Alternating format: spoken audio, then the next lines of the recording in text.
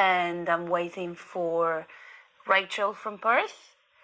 Si querés, te hago una entrevista desde Ibiza en el próximo programa en español. There you go. Hi, Miriam. Rachel.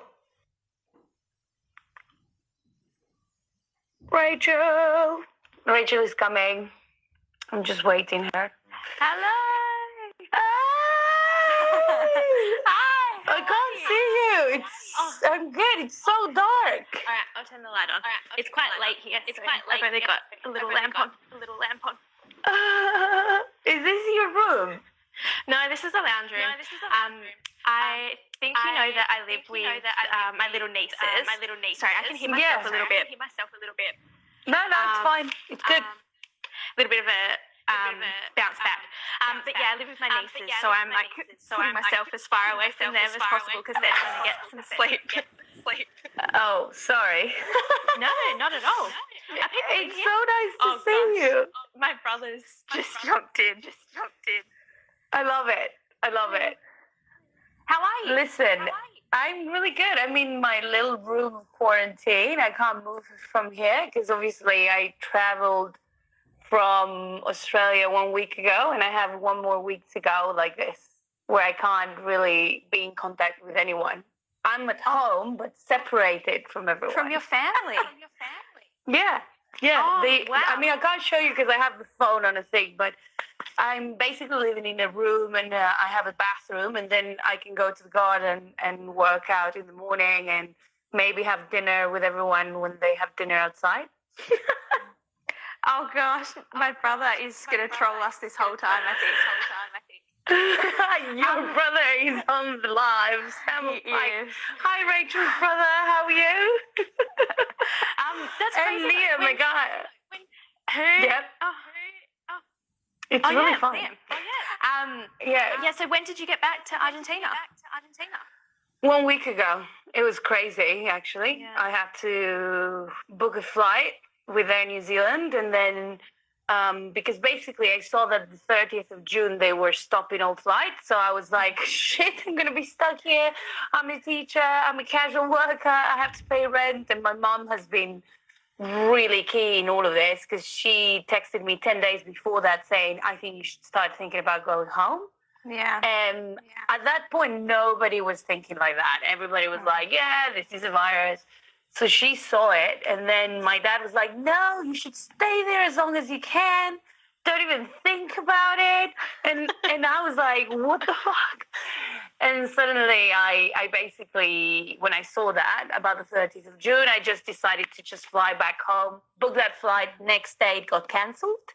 Oh, no. And New Zealand cancelled all flights, like, from that moment, from, like, the following morning that I had booked the flight. So I was like, okay, this is the end. Oh, no. So where were you flying to? Were you flying like from Sydney to where? Okay. Auckland and then Buenos Aires. Oh, gosh. Oh, how long's that flight? Oh, okay. Well, it's like 17 hours all in all, if you're lucky. Yeah. But then I had to book another flight. So I had to pay for another flight. Which was crazy. Because they didn't give you the money back. Yeah.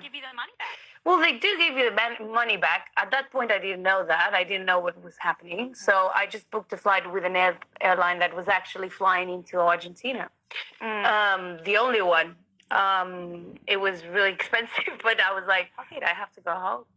So I went home. Yeah. Well, I booked that flight, and then I prayed that it was actually going to happen. And I got on a plane on Saturday. I booked that flight on Thursday. On Friday, we decided we were having a mini leaving party, but then we realized we couldn't. And I just left. And now I live in Argentina. Oh, that's so crazy. That's the story. So hi, Mariana. My former neighbor joined us. Hi, Mariana. Is that the we one that see I you. met? No, she's a neighbor from my hometown. Oh, wow. Hello. Yeah, what were you saying? So what did you do with all of your things in Sydney then? Have you just put those in storage? No, I didn't have as much as I thought I did. I had 3 pieces of luggage, which I traveled with, and I left one in Sydney. So there's one that I just left it there with things that I don't really care about. So that's the story. Sucks, doesn't it? Quarantine life. Woohoo. So what, you've got another week to go? I have another week to go, but so far so good. And that's why I decided to do this little thing. So people, that's my aunt there. So people learn a little bit of English. And also basically how quarantine life is in different countries, because Australia is not as restrictive as Argentina in quarantine life. Okay. So basically, what can you do and what can't you do right now? What's the WA status? Yeah. Well, Australia seems to be a little bit behind the rest of the world, which I guess is a good thing. I also, in that WA, well, all the states are kind of doing their own thing. But then we've got the government, like the national government, the federal government, that are overlooking and bringing in rules here and there. But each state kind of has their own restrictions. Yeah. So at the moment, First of all, you're in Perth. People don't know. You're in Perth. Yeah, so it's actually the most isolated city in the Southern Hemisphere. So that just gives you some perspective. So yeah, like it's a little bit crazy. We can't go out at all. We can't be with more than one person. That has really ramped up in the last week. Before that, it was kind of business as usual. We were seeing things happen on the eastern states and then obviously overseas. But yeah, like we've kind of just been like the trickle-on effect in Australia, and then now this last week it's kind of ramped up a little bit more. Yeah, I saw some updates this morning. Well, this morning for me and evening for you. Now you can only get together with 2 people. Is that right? Yeah, 2 people, except for people that you live with or if you have to go to work. So some people aren't working from home at the moment. The essential services at the moment are school, childcare, obviously anyone in the healthcare sector, people who work at like shopping centres and groceries, and then if you do have to work, if you're not able to work from home, then that's an essential service. So some people unfortunately aren't able to be working from home. When they are at work, they have to be keeping the distance from each other, but that hasn't been brought in yet, that you have to work from home, which I think will probably happen in the next week or so. Wow, it's very different from here. You can't even, well, nobody's working apart from essential services, as you're saying, but in general, nobody that works in an office is going to the office. And then if you want to go to the supermarket, you have to make sure that you just go to the supermarket, because if the police stops you, they're going to ask you questions. Or if you're circulating, unless you're working for a primary sort of industry, you have to have a permit from the police. My parents had to actually get a permit from the police to pick me up from the airport. Oh, wow.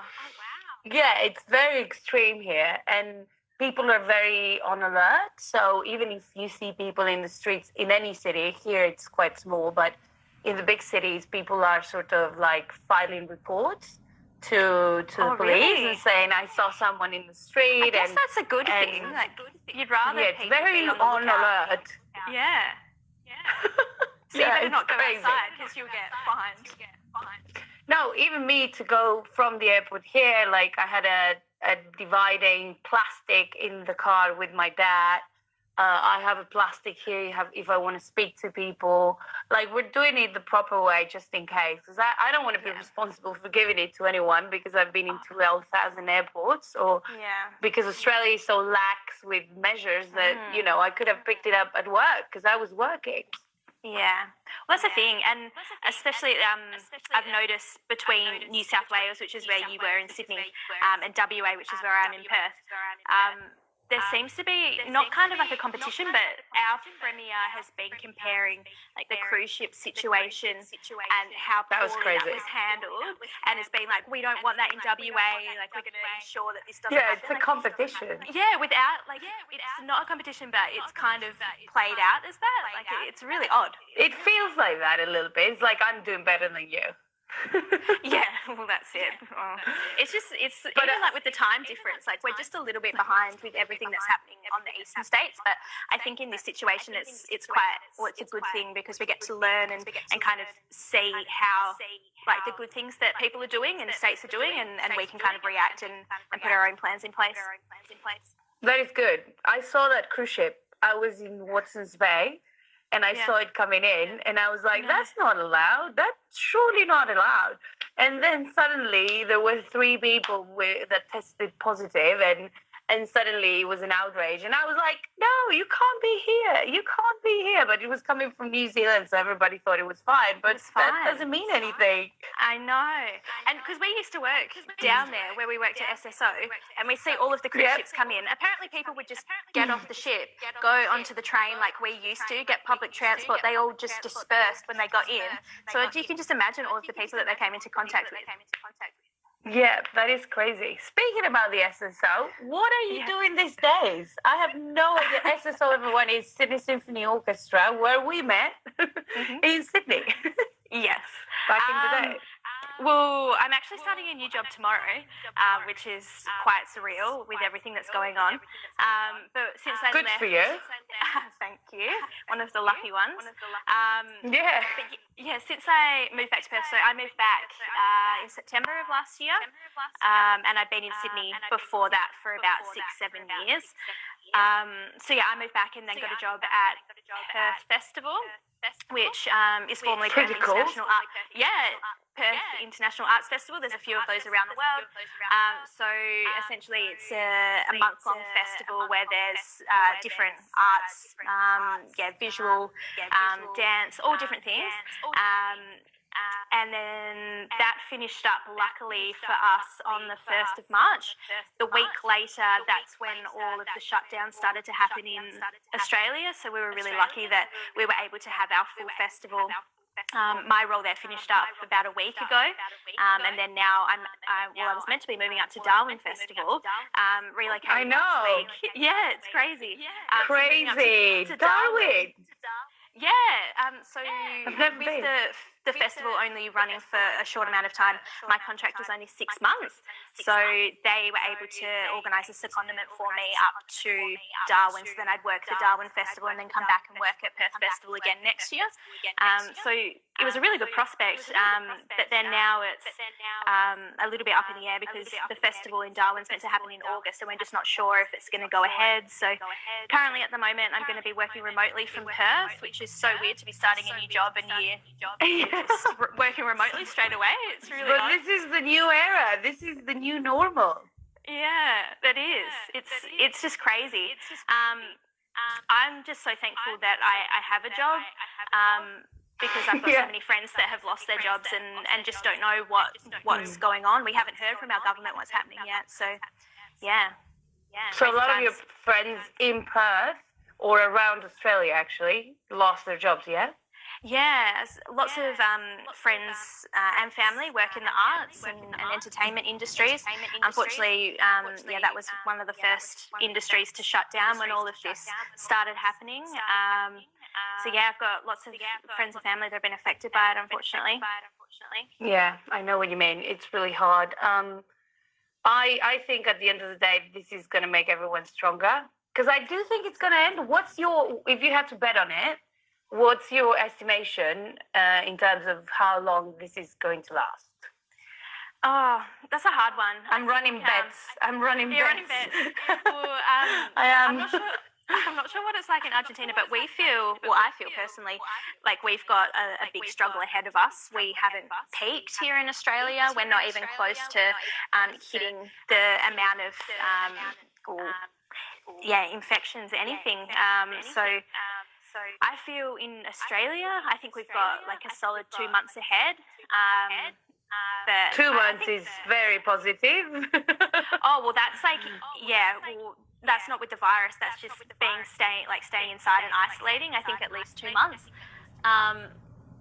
Sorry, my brother just walked in the room. Hi, brother. Hey. Is he the hockey player? Yeah, he plays hockey. He's gone into the laundry. Oh, okay. Yeah. Bye. Yeah. He'll be back. Yes, he plays hockey, and so does my sister-in-law. Yeah, I remember you saying that. The hockey season's been shut down as well. Yeah, I can imagine that. Hey, brother, you can't hear me, but I'm saying hey. He's just saying that. She can't hear me, but she's saying hi. Yeah, you can tour in Argentina whenever you want. We have a lot of people that are happy to do hockey clinics. Whenever you want. There's lots of hockey clinics you can go to. And we would love to have an Aussie. He used to live with 2 Argentinian girls when he lived in Spain. Oh, awesome. Well, we're pretty friendly. Yes, you are. But yeah, I think that it's a long struggle ahead. I think I would say a year at least. Yeah, I agree with you. I'm going to change this to a positive note because life still goes on and we can still dream, you know? Yeah. You were going to Europe. Weren't you? Is that positive? Which I know. That's been well, because I'm going to ask you, I'm sorry, I didn't want to start like that, but I wanted to ask you, so far, what has been your favorite travel destination that you have been to, obviously? I love the wine there, the wine interval. Wine and go on. I forgot it was there. Drink wine. Love it. I'll bring it back, don't worry. Travel, I actually haven't done much. I have, but I just haven't done it. So that was something that I was really looking forward to. I know, I'm sorry. That's all right. I'll go with you. At some point. Yeah, you definitely will. I think my favourite was actually Malaysia. Nice. That was really, really fun. Didn't really know what to expect. There was a new airline that they brought in called Air Asia, and they had $99 flights to KL. Wow. So, bargain. Jumped on that. One destination that also really surprised me was New Zealand. I went on exchange there in high school. They had 5 different exchanges that you could apply for, and I applied for the Canadian one, thinking that it'd be awesome. They told me that unfortunately you didn't get that one, but you got the New Zealand. And I didn't know what to expect at all, so I went, I think I was like 15 or 16 at the time, and had 3 months there and just fell in love with New Zealand. It was beautiful. The people are amazing. It's a really incredible place. And then I was able to go back a couple of years later and was there for 6 weeks and did a campervan tour of the North Island and the South Island. So really took my time and got to see each of the places. So I think New Zealand was one that surprised me, and is a place that's really special to me. That's really nice. We can always daydream about all of the travel destinations that we've been to and the ones that we want to go. That's what I've been doing. That's what I do every day. I think we've got a lot of that ahead. What are you talking about? You've been to heaps of places. I know, but it doesn't mean that I don't want to go to a lot of other places too. I was going to Bali, and I was going to... Where was I going? I was going to New Zealand. Of course, WA. I have a flight on April 17th to Perth. I have it. You have to cancel it.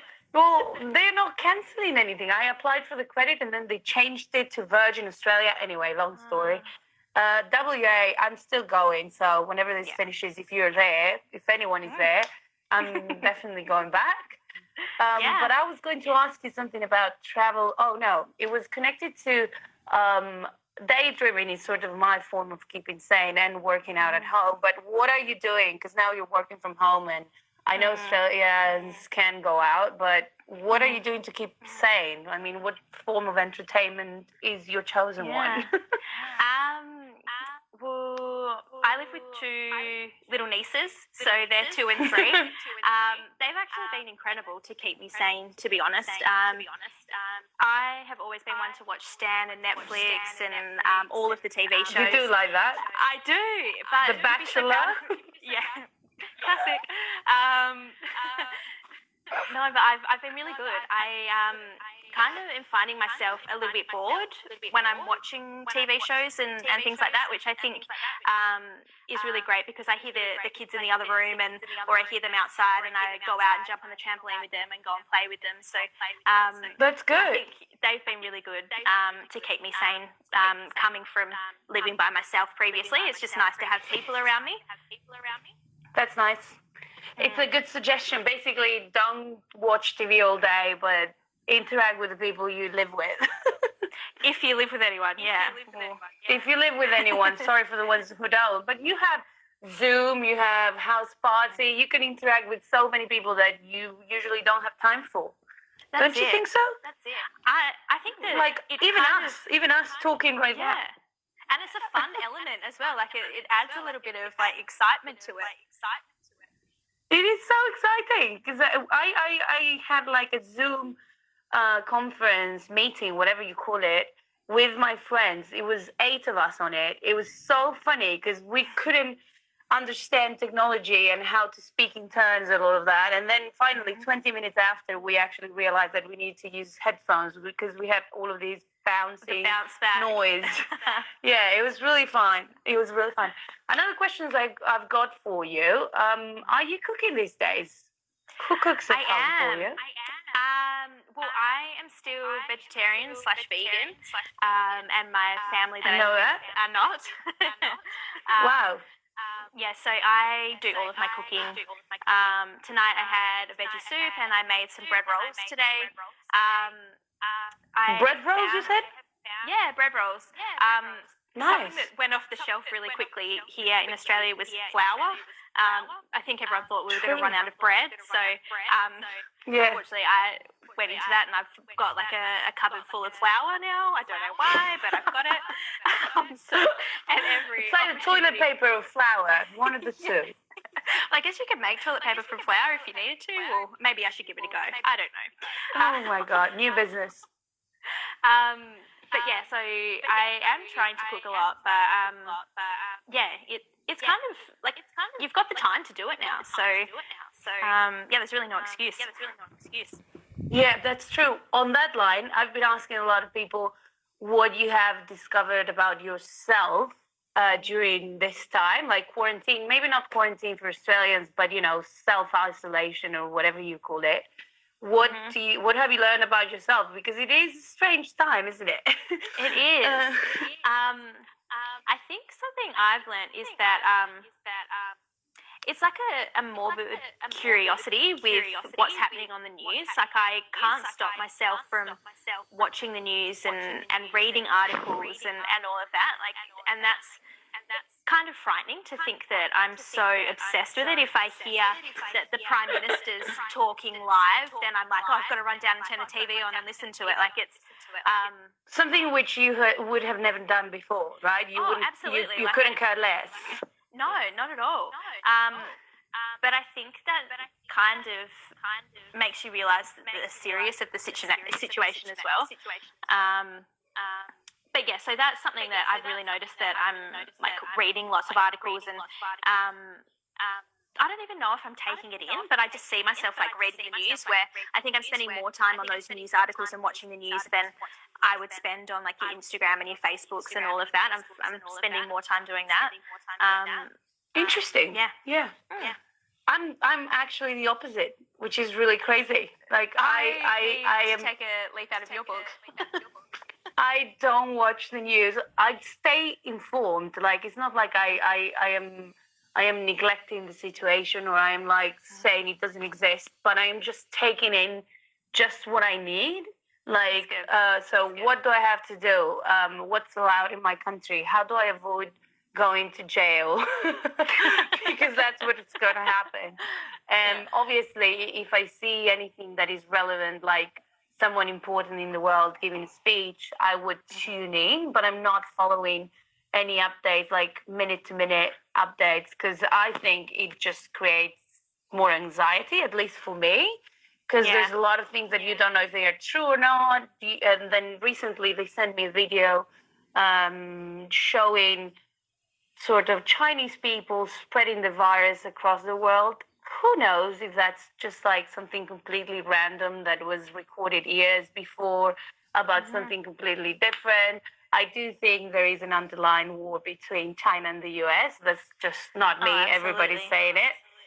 But it made me really sad to watch that video that implied that someone was trying to spread the virus on purpose. And I don't need to see that. I don't need that.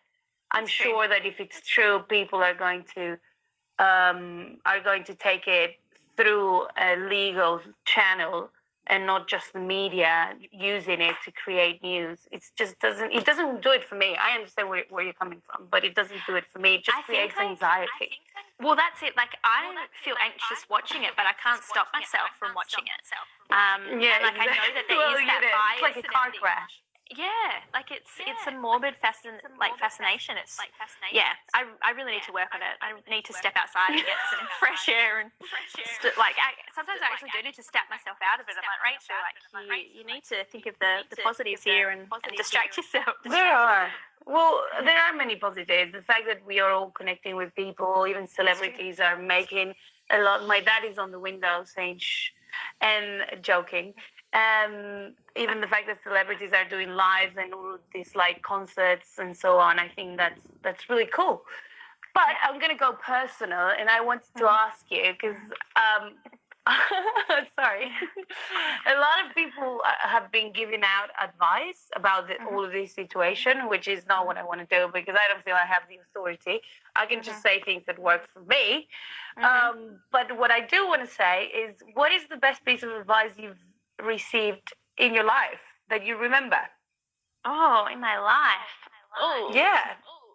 One that you remember. What I remember. I would say you get it a lot, but just stay happy. I think do what makes you happy. I think that's something that is good to live by.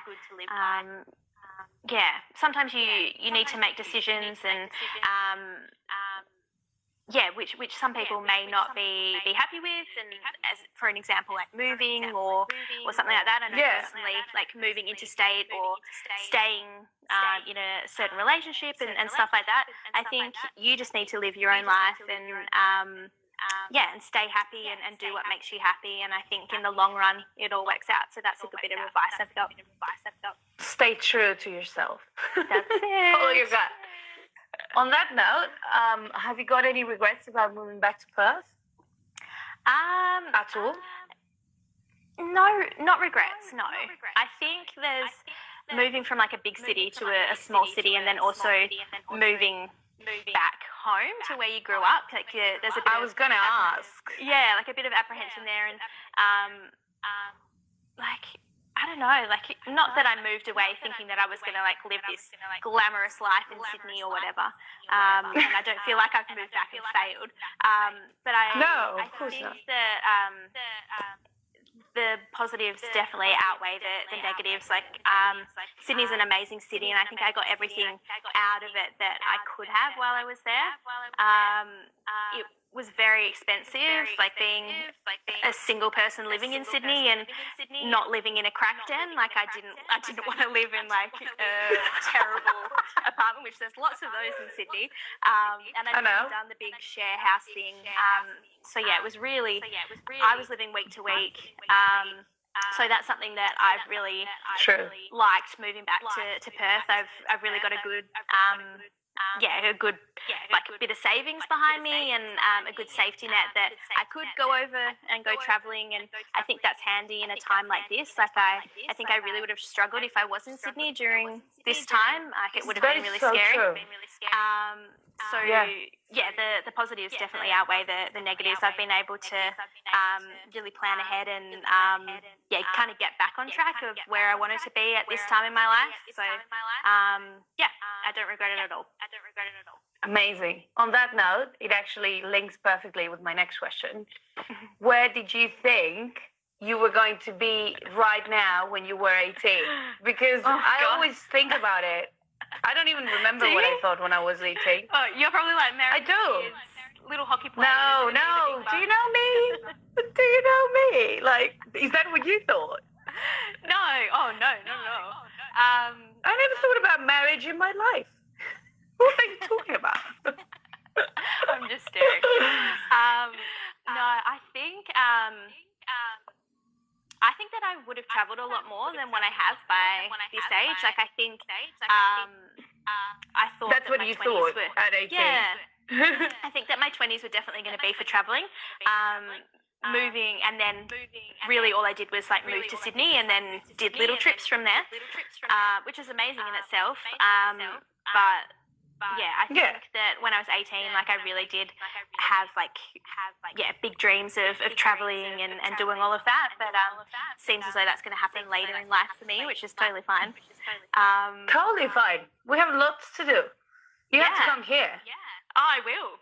Do you know, I actually had a bit of a mental blank. I forgot that Argentina was in South America. I was like, so like, what's the best city to fly from in Europe? And then after I sent it, I was like, oh my God, Rachel, like you are so silly. Like it's not in Europe, it's actually in South America. And then you were like, I think it's Spain. Yeah, because that's the cheapest. Actually, it was a good question because if you fly from Madrid to Buenos Aires, that's probably the cheapest flight. Yeah. So it was a question. It was a valid question. Well, maybe I could do that. Maybe I'd have to book a round-the-world trip rather than just a one-way. We'll see. Yeah, well, I'm going with you wherever you go because I have to go back to Europe anyway. And I have to go back to Australia anyway to pick up my luggage, and I have to go to Asia. So, you know, I have loads to do as well. Well, I'm going to drive my stuff from Sydney over to WA at some point as well. So we can just make a big road trip out of it. Oh, your stuff is in Sydney? Yeah, I've had it in Sydney just because I didn't really know like if it was going to be long-term me back in WA or whatever. But yeah, I think I will need to go and get it at some point, so I might make a road trip out of it. Only takes 2 days to drive. Let's do it. I have my driving license back. Finally, I was going to ask one more thing, which was related to life hacks for quarantine life. We really need it in Argentina because we're literally bound at home, so we can't move. Can you give us some sort of advice, please? There must be something that people are doing in Australia that we can use in Argentina, please? Say yes. At home, the best thing that we have is a trampoline. I've been like I'm on the kids' trampoline every day. Buy a doing, trampoline. Like, sit-ups because like gyms have been cancelled.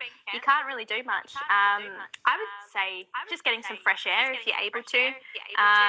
That's really nice just to be out. And what's the weather like in Argentina at the moment? Is it okay? Oh, it's the same as in Sydney. It's warm. It's still warm. Very humid here, hence my hair. It's so humid. You can't. It's so humid. Oh, really? So trampoline. I really like the trampoline. One of my friends has a small trampoline, the ones for workouts, and she works out. Yeah, she's all about it. She's all about it. The small ones are very 80s. Like I can picture people like doing like the leg thing in lycra. Yeah. But yeah, whatever you can do. I don't really know if I've got a life hack though. I don't know if the trampoline's a life hack. It's just a convenient accessory that I have because I live with two small kids.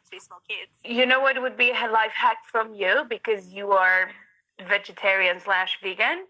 Give us your best vegan/vegetarian whatever recipe because we don't do a lot of that here. So I am keen to try it. I will try it. Give me your best recipe. I'll do it. Oh, I'll send you a photo. Actually, of course.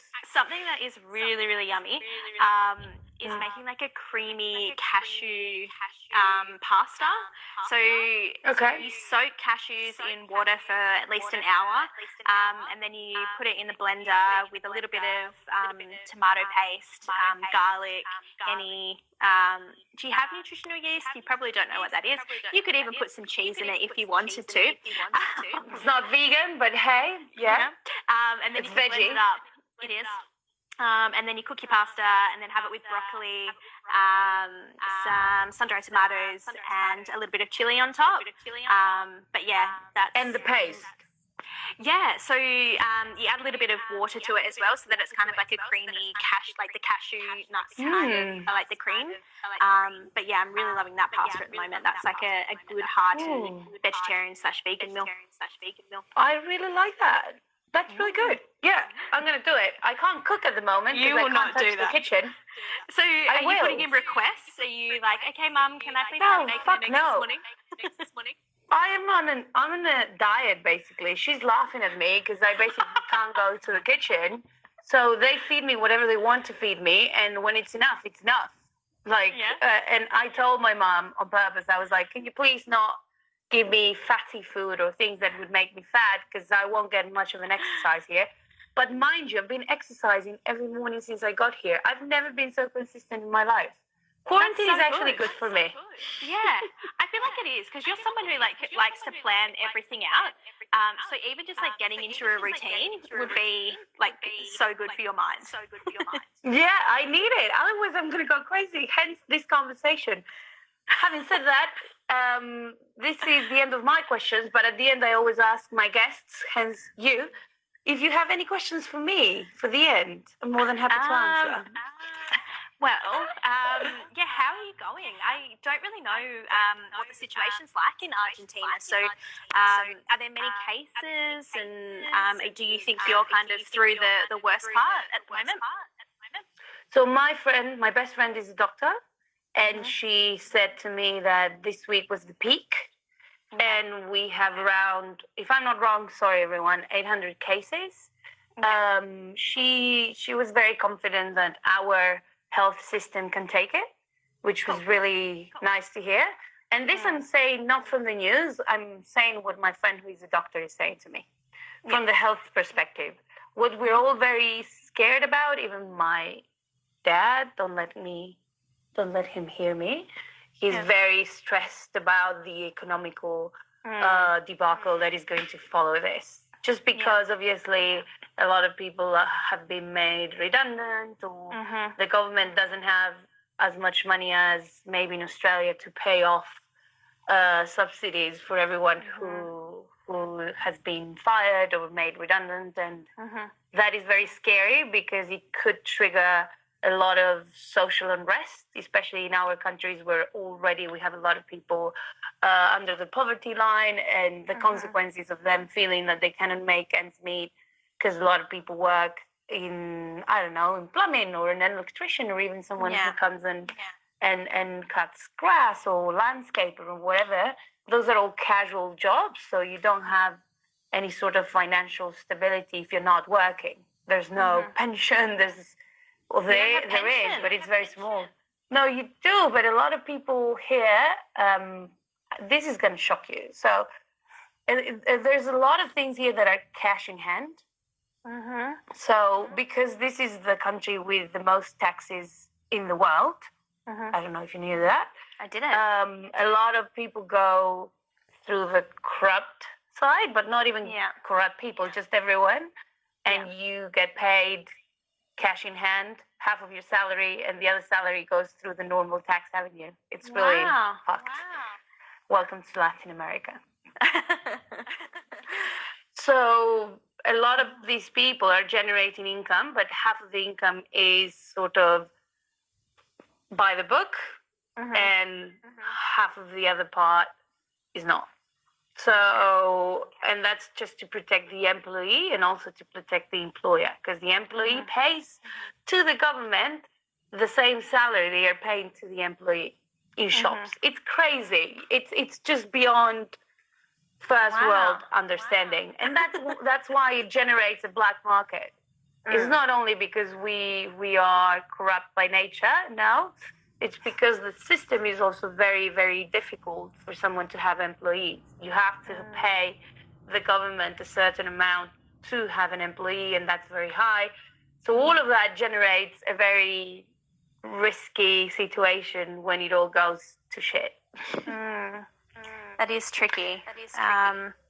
Yeah, that's hard to navigate. I think that's something that being an Australian, like it's quite hard to comprehend. Like we're waiting to hear in the next couple of days what support the government's going to give everyone They're talking about putting extra money in within the next month of everyone's bank account in Australia. I think, it sounds like these that you realise how lucky you are to be in a country like Australia. And you have early access to your super, which is sort of like your pension, and all of that, which is going to make things easier for everyone. Whereas I'm not saying it's my case at all. I'm not talking about me. I'm talking about the country in general.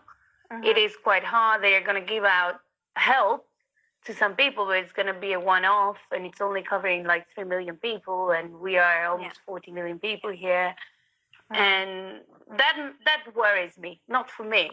It worries me for the country and other countries in similar situations, and how that is going to impact safety as well. And I think that's the big one as well. So financial unrest leads to a lot of social unrest, as I was saying, and we're known for having a very unsafe sort of country. So imagine when everybody's nervous and not really working. So that worries me. I think that's the main thing, more than the virus. It's the consequences, the repercussions. of this. Yeah, that's it. But I'm positive about it. I feel positive. So I don't want to fall into that mindset, because I think if that's going to happen, that's going to happen. There's no point in me thinking about it. But I do have it at the back of my mind. I'm not naive. Yeah. You can only do what you can do as well, and you've just got to stay positive, I guess, and keep doing your workouts each day and keep a clear mind. And talking to people around the world. Yeah, that's it. So that's my contribution. For your students, your potential students, that you're putting this together for? Yeah, and everyone who wants to sit for half an hour and listen to us talking about the world. And also, you're Australian, you have a different accent. Yesterday I had a friend who was from England, and that's super helpful for people who want to hear different accents. And it's also real English. This is how we actually speak to each other. It's not a listening or a cassette, or not a cassette,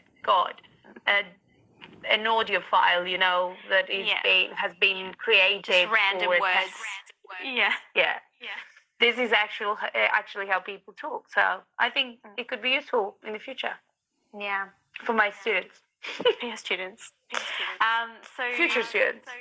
What's your plan from here then? You'll just be staying in Argentina for the foreseeable future? Yeah. I'm going to stay here until this resolves, which I think is going to take quite a lot of time. So I'm just going to be here and try to eventually start working again. I'm not too worried about it now. I bet there's going to be a big reunion with your family when you can give them a big hug when the walls come down. Yeah, in 1 week. 5 days, actually. 5 days I can actually touch people. Good on you for sticking to it. Oh, yeah, I wouldn't have done it in any other way, because I don't want to jeopardize my dad's work or their health. I think, in a way, now I'm the safest person on earth, because I've been completely isolated, and I think they are a hazard for me. But that's what my dad says anyway, that I'm the one who's going to be, like, super healthy, and everyone is a hazard now that have been isolated. Yeah. But let's see. I have 5 days to go. If I present no symptoms, I'm safe. That's good. Oh, well, good on you. Oh, well, thank you for joining us, Ray. Thank you for having me. I'll call you anyway. Call you anyway in a second. We'll have to have another catch-up, but thank you. To talk about boys and all of the things that kind of be on live. But I'm going to upload all of the important stuff. I'm going to upload this on YouTube as well, so I can have it in the future. Oh, my God, one of my friends from school is there. Hi, Leanne. I see you. But thank you for joining us, and I'll call you in a little bit. Cool. I'll talk to you soon. Bye. Thank you. Bye.